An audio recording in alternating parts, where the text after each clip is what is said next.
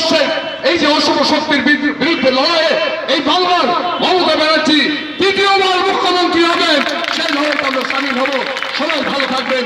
আজকে সকলকে আমি আমার অন্তরস্থল থেকে আমি সালাম জানাই, শ্রদ্ধা জানাই।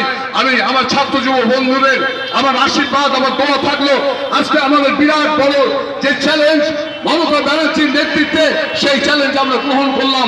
এখানকার সমস্ত ব্যবসায়ী যারা এখানে আছেন বাগজোলার, আমি ব্যক্তিগতভাবে তাদের সঙ্গে আমার অত্যন্ত ভালো সম্পর্ক।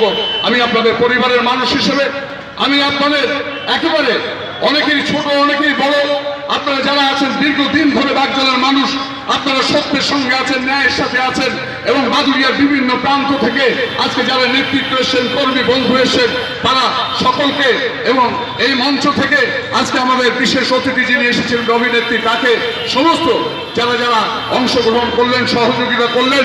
আমি বাদুড়িয়ার বিধায়ক, আজকে বাদুড়িয়ার যে আমরা তৃণমূল কংগ্রেসের প্রার্থী হিসেবে মমতা ব্যানার্জি আমাকে দায়িত্ব দিয়েছেন, আমরা নিশ্চিত, আমার ভরসা বিশ্বাস সবটাই আছে যে আমরা কাঁধে কাঁধ মিলিয়ে সাধারণ মানুষকে সঙ্গে নিয়ে মমতা ব্যানার্জিকে পশ্চিমবঙ্গের তৃতীয়বারের জন্য মুখ্যমন্ত্রী করে আমরা তখন সামনে, তার আগে নয়। আপনারা সবাই ভালো থাকবেন।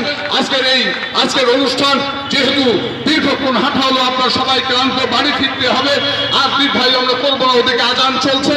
আমরা যারা নামাজ পড়বেন আপনাদের সকলকে বলবো আপনারা নামাজে যান, প্রার্থনা করুন। আপনারা বাড়ি বাড়ি গিয়ে মায়েদের বলবেন নামাজ অন্ত আল্লাহর কাছে হাত তুলে আমাদের জন্য দোয়া করতে।